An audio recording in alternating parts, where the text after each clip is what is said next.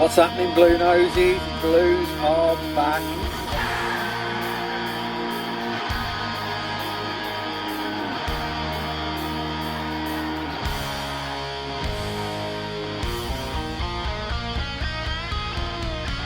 Birmingham City versus Port Vale in the Carabao Cup. Let's start out with Port Vale then. So obviously Port Vale being promoted from League 2 to League 1 is quite a big deal for them. Obviously bouncing back from their relegation from League 1 in the 23-24 season. So in my opinion, I think for this game on Tuesday, I don't think Port Vale are going to line up with their strongest 11. Obviously, if they want to keep holding their fight up in League 1, because I think they've been holding a fight up in League 1, getting very good results, drawing to the big teams like Cardiff, even getting a very good win against a good Blackpool side in round 1 of the Carabao Cup, getting a good 1-0 win against Blackpool. So, Port Vale have been off and on in League 1 recently. So, they've been a bit of a yo-yo club between League 2 and League 1, just being that little team that comes up and down. But the last 2 games have unfortunately ended in losses for them. They have lost to Doncaster and Stevenage, but it looks like they haven't done all that bad, to be honest. When they lost to Doncaster, it was only a 1-0 defeat, and they got 13 shots, 6 on target. Same with Stevenage, really, except from Stevenage having a bit more of the possession and a bit more shots. But there's only really one player that I saw that could probably stand out if he was to start, but I don't imagine he'll start against Blues. But it is Cameron Humphreys, who I saw online saying that it is one of their best signings in the window, actually. So if he starts, it's all right. But I doubt they'll start him. I really do doubt that they'll start him if they want to pick up their form in their League 1 campaign. So then, on to Blues. So Blues then. So it's interesting to see what Blues will do on Tuesday. I think what I'm most interested in seeing is Kanya Fujimoto, Marvin Dukes, and Lewis Kumas. So all these are very good players.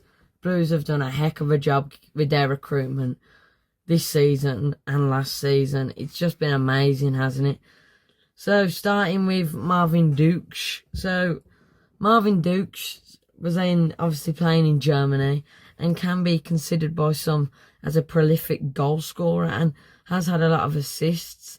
So, with Dukes, I don't imagine I don't know what his role will be, because I don't think he's came here to be a bench warmer like Dykes, but I can't imagine him starting every week like Stansfield. But I can tell you one fact, Blue Noses, I think he'll be like our next Djukovic, as in not doing like necessarily what Djukovic did, but like coming on, winning all the headers up top. Because when I saw Marvin Dukes' interview, and all of them shorts that the Blues do, he looks like a moody, humble sort of player. So maybe that's why we brought him, just to come on late, hold the ball up, and maybe sometimes just to give us another option up front, like him roughing up centre-backs, and just players like Damari Gray, Cochrane, and Anderson just whipping the balls into him, because he looks like quite a physical player, and it'll give us a different option, because Kyogo and Stansfield are both 2 small players, aren't they? So, maybe, but I am very excited to see Duksha. Anyway, next one. Kanya Fujimoto. So, Kanya Fujimoto, obviously, player who came in from Portugal. He came in with a slight knock. That's what kept him out of the first couple of league game actions. But I am excited to see him in this one, because he did play in a game versus West Brom U21s, like for the U21s Blues team, and the people that were there said that he's a great player and he's like a wizard with the ball at his feet. His movement is brilliant, apparently. I've saw clips, but I haven't saw much, because it's just like it's just been hard to find videos of him, but I'm really hoping that we see like very creative spark out of him. I'm hoping that all three of these lads that we've got that I'm pretty sure are destined to start on Tuesday show us why Blues bought them and show us why they should be a part of Davis's Blue Army. And then next, Lewis Kumas, who I've never really heard of before because I don't really pay attention to young youth players. I just really pay attention to them players that are about to hit their prime age. But anyway, this one could look like a player that could very easily slip into our starting lineup very easily. So he can play up top. He can play up top. Lewis Kumas can play up top on right wing, but he said he likes to cut off the left, so that gives me the impression that he is very much a right footer. But he seems like obviously a good player because Liverpool has got one of the best academies in the country. But what interests me most about Lewis Kumas is that he's played in the Championship and has actually featured in a team's plans, and the kid is only 19 years old, so he's already getting that second tier English football experience at such a young youth age. He ain't even properly started his career yet. It's amazing how good he looks on the highlights that I've saw of him, because most players at his age are usually either still in academy and then even graduated into the first men's team, or they have and they've found themselves on the bench most of the time. But I don't see Lewis Kumas could be easily not one of them.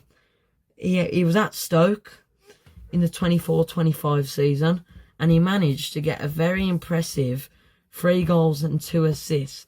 I know it doesn't sound like the best, but just considering his age and his lack of experience in that league and just being such a young youth player, I think that is a very good start. And obviously Stoke haven't had very convincing seasons in the Championship, obviously finishing low mid-table or just swooping out of the relegation. So I think now that he's at this Blues team where it's got a lot of experience like Damari Gray, Anderson, like the older players in the team, I think he's going to thrive under them players and under Davis. So then, Blue Noses, let us know what you think of that video, and thanks to the ones that have been watching, subscribing, liking and commenting. Me and Dad are on the road to 200 subscribers, so if all you loyal fans can keep subscribing and liking and commenting, that would be much appreciated from myself and Dad. So then, bye Blue Noses, see you on Tuesday, keep right on.